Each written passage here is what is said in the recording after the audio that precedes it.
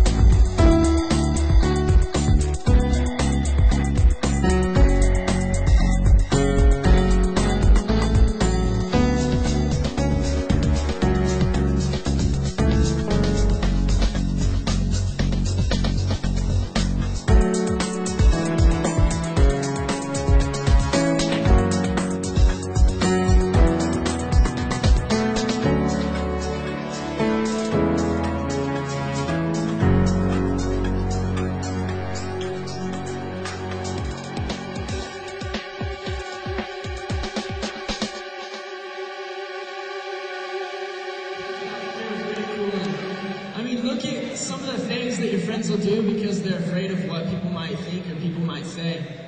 I had a family friend, his name was Bob Mortimer, and when he was in high school, he really looked up to his older brother. And his older brother was involved in drinking, and he did just about any drug you could imagine. He looked up to his brother, and as he watched his brother would go to party after party, get wasted, come home, and he thought, hey, that's kind of cool, people accept him, right? And he wanted his brother to accept him too, and so he thought he would have to, do the same things over and over again. And so, as he went on through high school, he started getting more and more involved in drugs, more and more involved in alcohol, and until one night they were driving home from a party, and his brother was driving, they were both wasted. His brother lost control of the car and drove it off the side of an embankment, flipped it. Both of them get out of the car, they're so drunk they don't feel, they can't tell if they're hurt or not, but both of them get out of the car, high five, yeah man, yeah, we just flipped the car, that was freaking awesome, right? Like drunk people do, they're stupid, But, so after they thought everything was cool, they're going to climb up the embankment and Bob reaches for a limb. What he doesn't realize is that limb wasn't a limb, it was a power line. He grabbed hold of that power line and it shot thousands of volts of electricity through his body. It blew off one arm and 2 legs. To this day, he's in a wheelchair.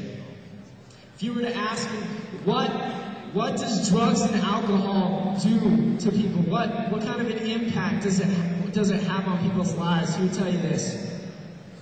Drugs and alcohol will take you further than you've ever wanted to go. It'll keep you longer than you've ever wanted to stay. And it'll cost you more than you've ever imagined. I want to tell you right now, don't be stupid. Don't let a pill or a bottle take your dreams from you. As we're talking about fear of failure, fear of ridicule, and some of the things people find themselves involved in, another one people find themselves involved in a lot of times is, the word sex. They find themselves involved in sex. Okay? And I'm married. I got 2 kids. I can tell you honestly, sex is fun. It's good stuff. But I'll tell you, in the context of marriage, sex is guiltless. Can you catch that? Today, if you watch television, go to the movies, or listen to any type of music just about, you find that it seems like everybody's doing it, and everybody's doing each other. But the reality is, not everybody is. And the reality is, you don't have to fall into those pressures if you don't want to. Today they say the Centers for Disease Control, if you go on their website, says safe sex is using a condom. At the same time, they give you 18 steps on how to use a condom properly. So 18 steps. Did you know that a condom is 99% effective from keeping you from getting pregnant, but it's only 69% effective from keeping you from getting an HIV disease or an STD? Now, to me, those statistics aren't the greatest in the world, so I ask myself the question, is safe sex really using the condom? Now, am I propagating saying you shouldn't use a condom? No, heavens no, I'm not saying that. But is safe sex really using one? I mean, think about it, ladies, just for a minute. Ladies, in the heat of passion, when all the stuff, the hormones are raging, you're going to trust this little boy in order, in the heat of passion, to follow all 18 steps correctly, when in the light of day he can't even bag his own sandwich? Think about it. You have to ask yourself, is that really safe sex?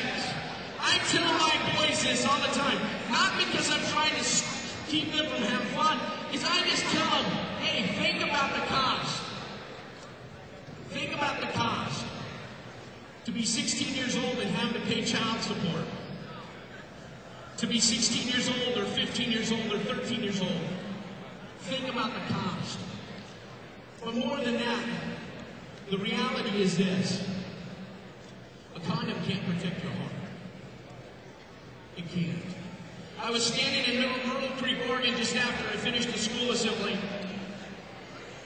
This little blonde girl was running down the hallway, and she's crying. I followed her outside, and she's sitting on the sidewalk outside. I said, what happened? She said, my boyfriend, who I've had for a number of years, the only one I've ever been with, just dumped me today because I told him today I was pregnant. And he said, it can't be my kid. Young people, a condom can't protect your heart. I tell my boys all the time, the safest sex you can have is with one person for the rest of your life. And if you'll do that, it's guiltless. Today, we want to encourage you this. A core value that I've tried to live by and my boys live by is build relationships. Build healthy relationships. And folks, in this place, I want to encourage you not only to build healthy relationships, but don't go after building conquests, how many people you can sleep with and what you can do. I find this, a young guy that I work with every single day just recently got married. And as he got married, his wife said to me this, she said, what was really cool was he gave me something he couldn't give anybody else. And I said, what was that? She said, Aaron gave me his first kiss. I gotta tell you, you can only give that away once. Build healthy relationships.